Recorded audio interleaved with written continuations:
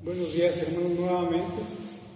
Vamos a tener este segundo estudio sobre el tema de conociendo a Dios. En la sesión pasada vimos 3 preguntas y nos enfocamos a contestarlas. La primera pregunta fue ¿cómo le conoceremos?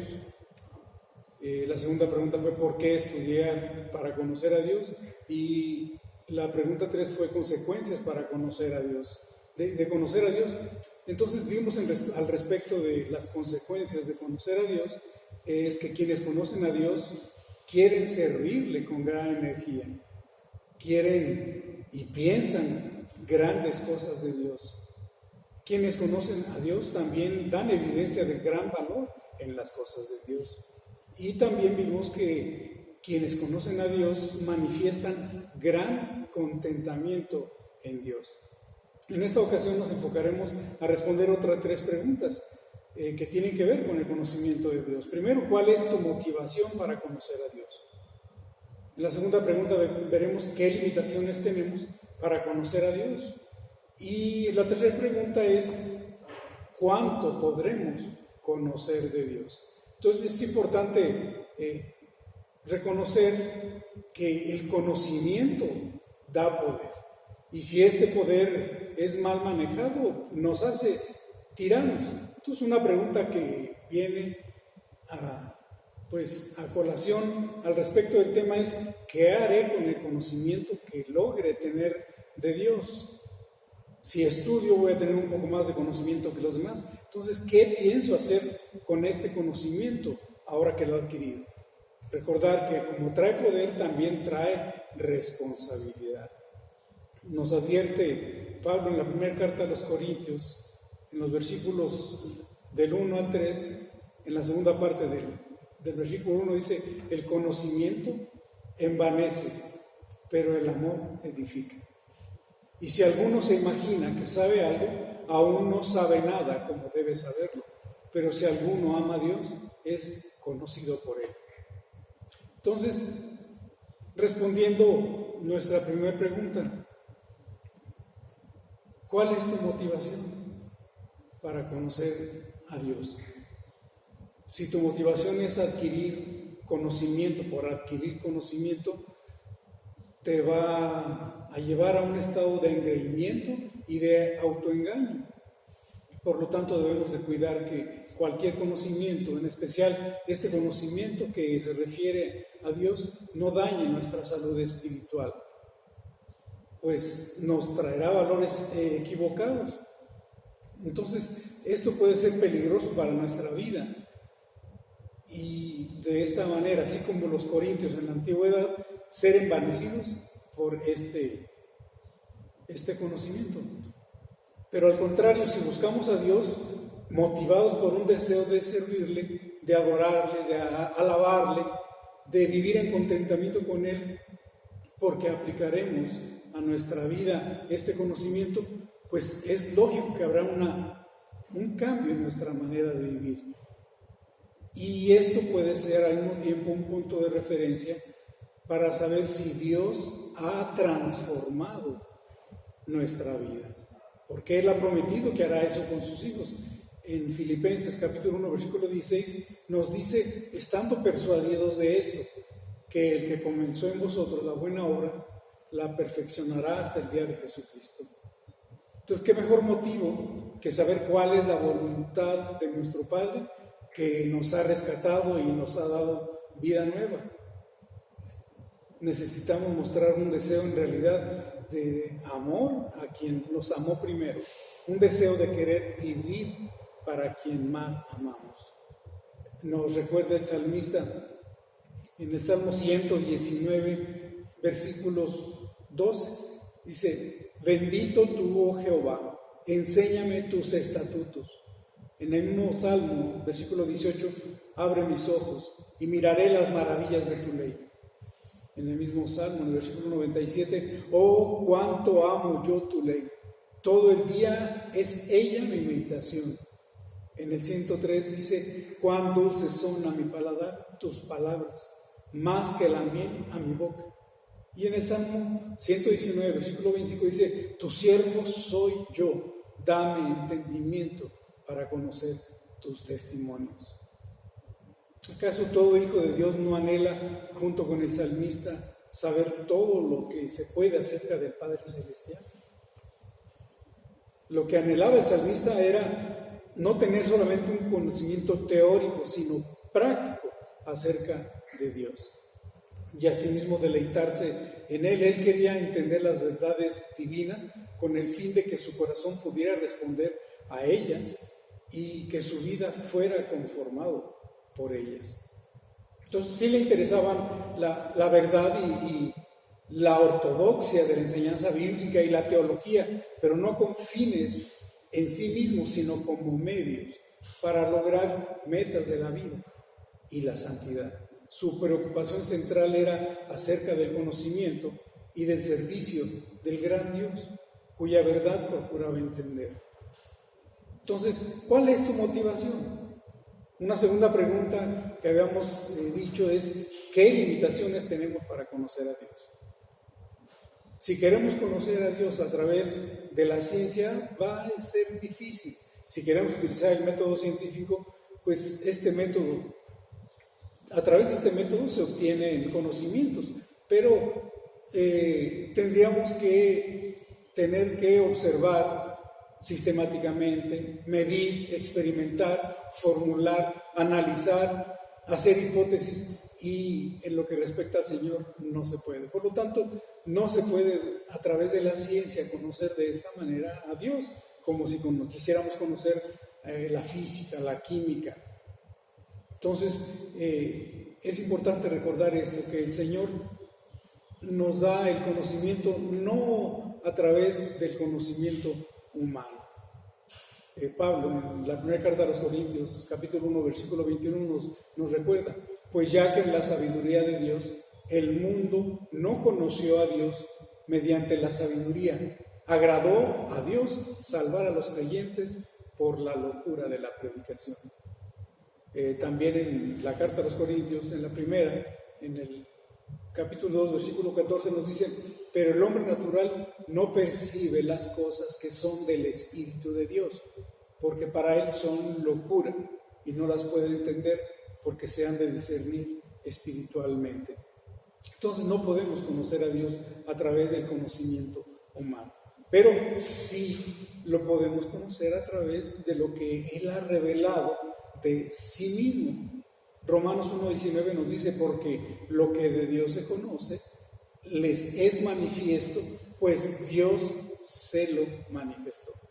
Y en los evangelios, Mateo capítulo 11, versículo 27 nos recuerda también, todas las cosas me fueron entregadas por mi Padre y nadie conoce al Hijo sino el Padre, ni al Padre conoce a alguno sino el Hijo y aquel a quien el Hijo lo quiera revelar. Entonces dependemos de la comunicación activa de Dios. ¿Qué quiere dar a revelar a nosotros sobre Él y su carácter?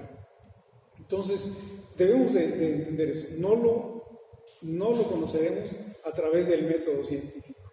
Y otra cosa que debemos ver es que nunca podremos conocer a Dios exhaustivamente.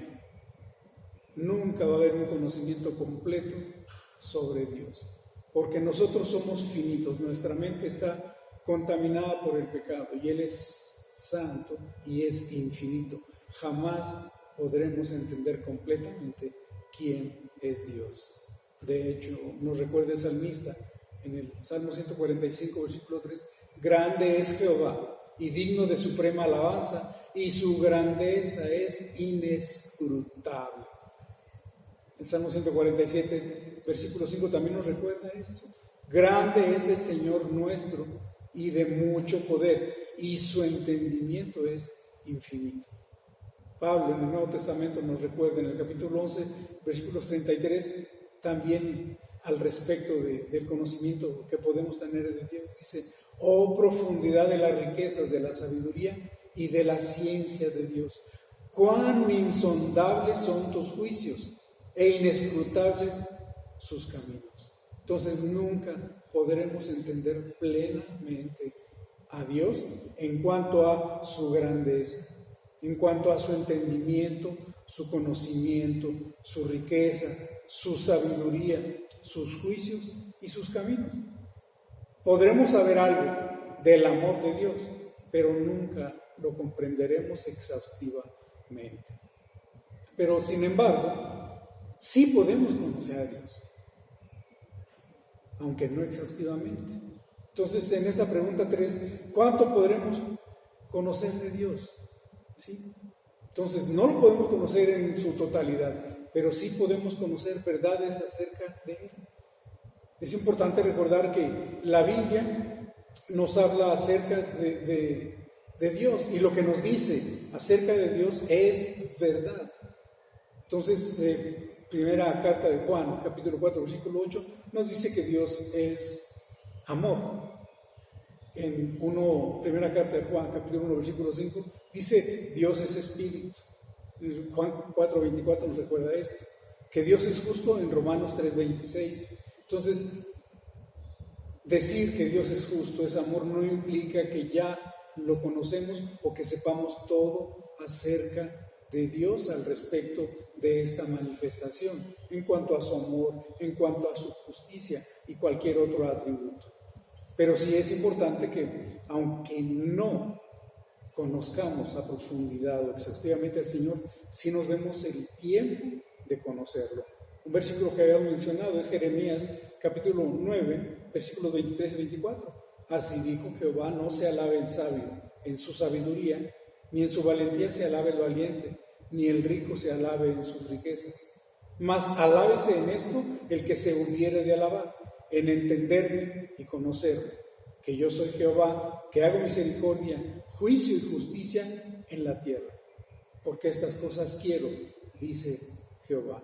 Entonces, Jeremías nos dice que la fuente de nuestro gozo y el sentido de importancia no debe ser el placer o los logros personales o las posiciones que logremos adquirir, sino el hecho de que le conozcamos a Él.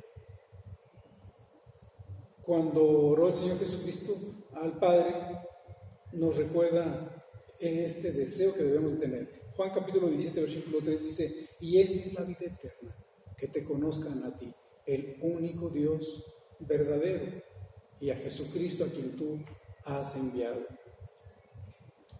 En la primera epístola de Juan nos dice también, capítulo 5, versículo 20, dice que el Hijo de Dios ha venido y nos ha dado entendimiento para que conozcamos al Dios verdadero. Entonces, son muchos versículos que nos hablan sobre el hecho de que podemos conocer a Dios. Gálatas 4:9, Filipenses 3:10, Primera de Juan capítulo 2, versículo 3, Primera de Juan capítulo 4, versículo 8. Entonces, el hecho de que conocemos a Dios, dice, se demuestra además al darnos cuenta de que las riquezas de la vida cristiana incluyen una relación personal con Dios. Y esto se da a través del conocimiento que tengamos de Él. Todos los pasajes que hemos visto implican y nos hablan de una relación que podemos tener con nuestro Creador.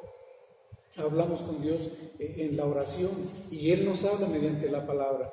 Tenemos comunión con Él, estamos en su presencia, le cantamos alabanzas y estamos conscientes de que Él mora personalmente entre nosotros y en nosotros para bendecirnos. Entonces, esta relación personal con el Dios Padre, con Dios Hijo y con el Espíritu Santo es la mayor de todas las bendiciones de la vida cristiana. Entonces, es factible conocer a Dios, aunque no exhaustivamente. Tenemos nuestras limitaciones, como habíamos visto, y es importante en este momento recordar que lo que Dios revela de sí mismo lo hace de una forma para que nosotros entendamos quién es y le conozcamos en lo posible un poco. La Biblia nos habla de nombres que se le dan al Señor y reflejan algún aspecto de su carácter, pero estos nombres se dan conforme a la experiencia humana. ¿Sí?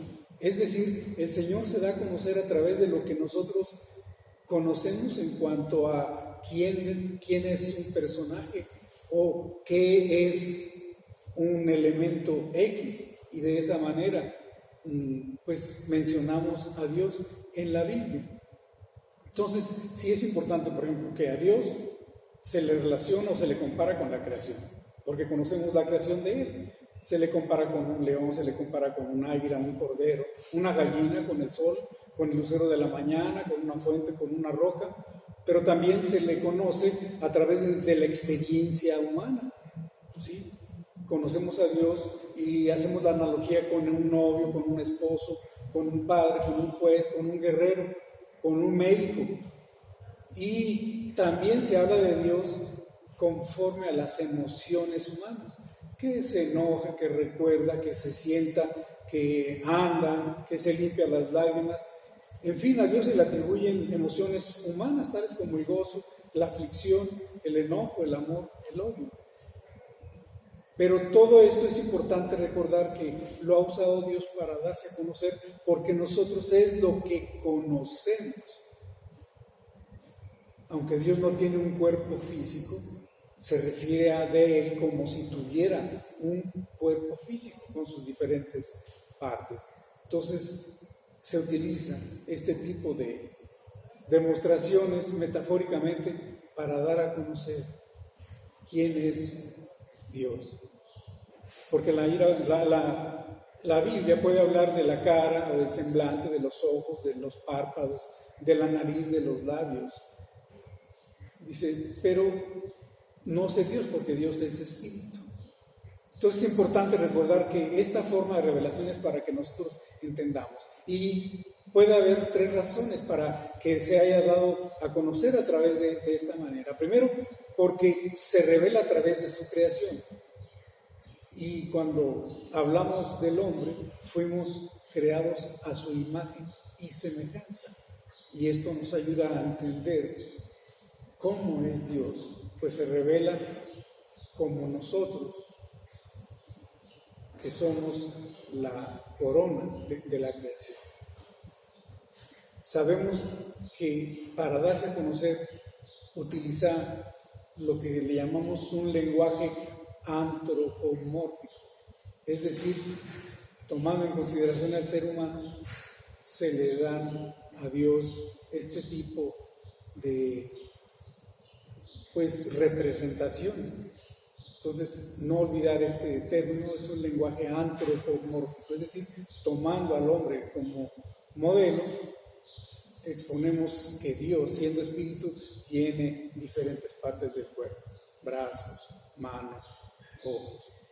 Y una tercera razón para que se refiera de esta manera es que la gran diversidad de descripciones de Dios tomadas de la experiencia humana y del mundo natural nos debe de recordar que Dios creó el universo para mostrar la excelencia de su carácter, para que muestre su gloria.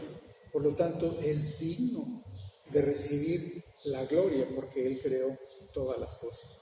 Apocalipsis capítulo 4, versículo 11 nos recuerda esto. Señor, digno eres de recibir la gloria y la honra y el poder, porque tú creaste todas las cosas y por tu voluntad existen y fueron creadas.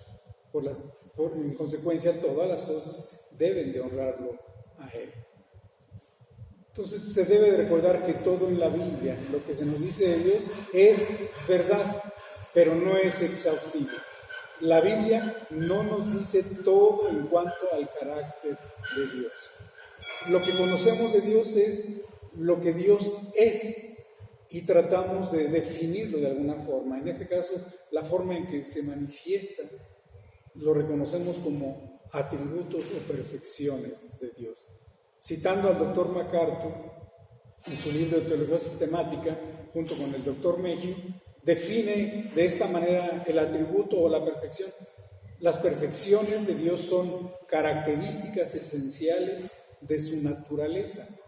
Puesto que tales características son necesarias para su naturaleza, todos sus atributos son absolutamente perfectos y por ello se denominan correctamente perfecciones.